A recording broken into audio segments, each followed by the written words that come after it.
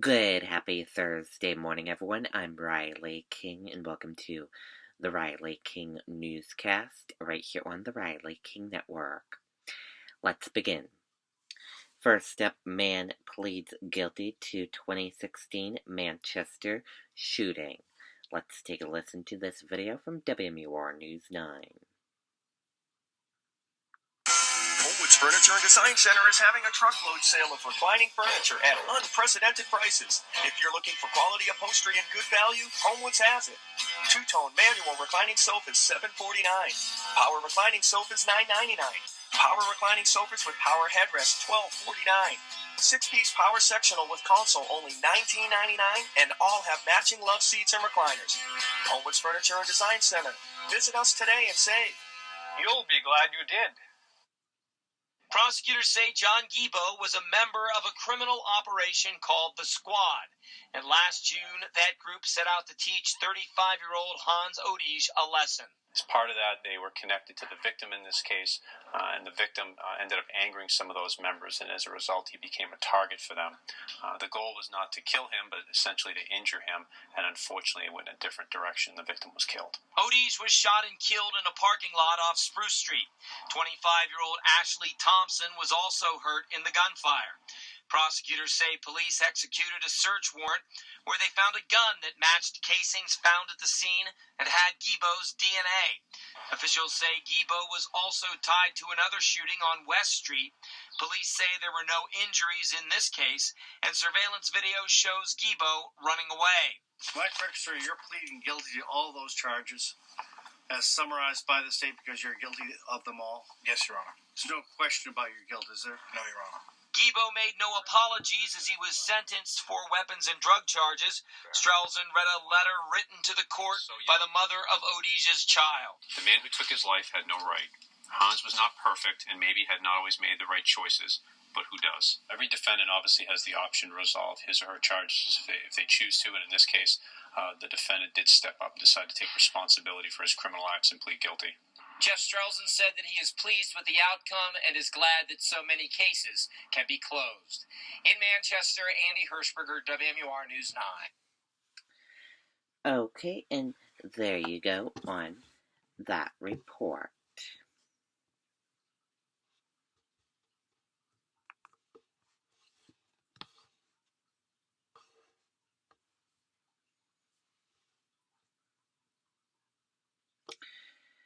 Racism is as America as baseball banner unfolded during Red Sox.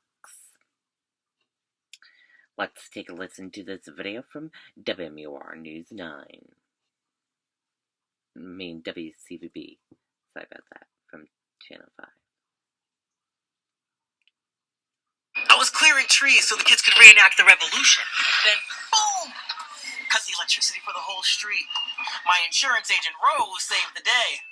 Talk about a shot heard round the world, she said.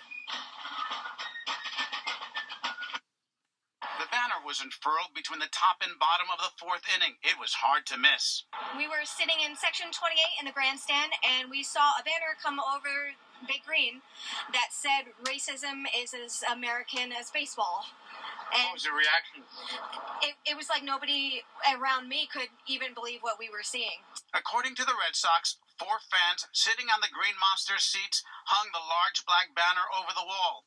In large white letters it read, "Racism is as American as baseball." I didn't think it was appropriate for them to do it, and the crowd booed, and, just wasn't a place, and, I didn't like it. I thought it was not appropriate, and it's not something we agree with. And I don't think it's the right place to be doing things like that.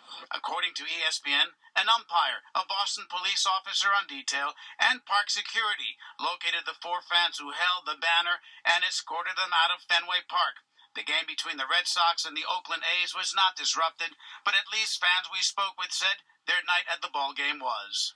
Yeah, I don't like mixing our politics with our sports. We come to places like this to kind of get away from that, escape from that, kind of unite. Sports tends to unite us more than anything else. It was weird. You don't expect it coming to Fenway, coming to a ball game like this. Boston is about love and coming together, not that. A spokesperson for the Red Sox confirms that the 4 fans were ejected from tonight's game, but that they're not banned from any future games. Apparently, they're not in violation of anything but the team's sign policy. Live outside Fenway Park, Jorge Quiroga, WCBB, Mr. Navarro. Okay, everyone, and there you go on that report.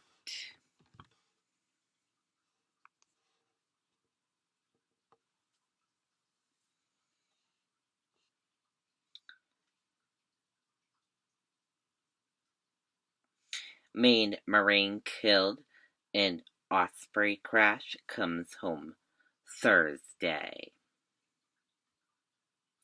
Let's take a listen to this video from WMTW News 8 in Maine. Hey, bud, all set? Yeah, brakes are fine. Wife's car is next. Tune-up and oil change. Bring it into Palmer Springs. Air conditioning. We can do that. Tire rotation. We do that. Exhaust. Absolutely. Give us a call or visit our website. We do it all.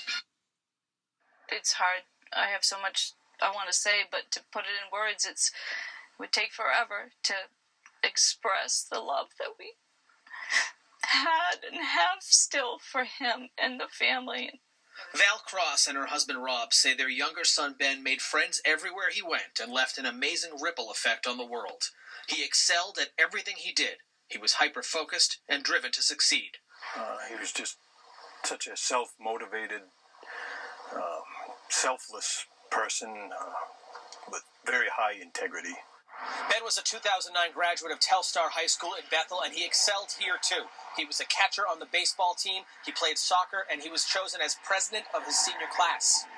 Ben's older brother Ryan had enlisted in the Army. Ben pursued the Marines. He earned a full ROTC scholarship to the Virginia Military Institute. From then on, it was no stopping him.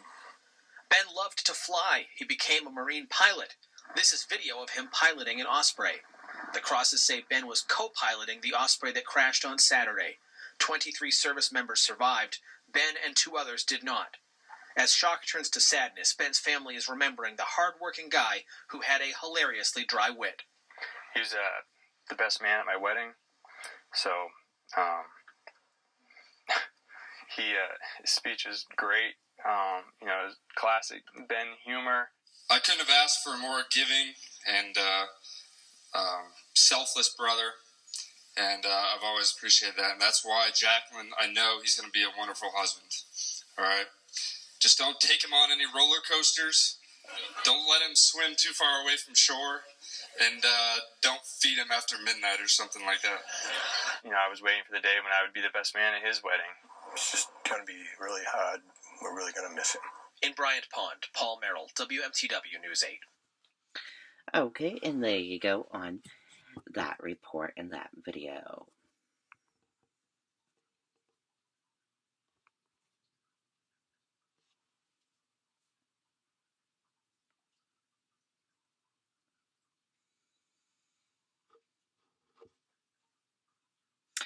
North Korea faces serious food shortages after intense drought and very bad harvests.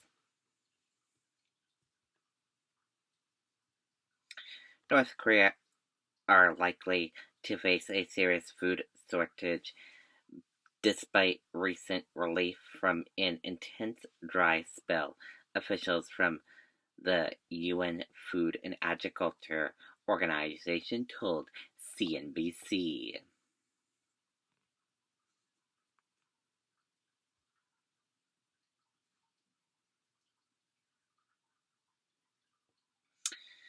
Democrats claim deal reached with Trump on young undocumented immigrants.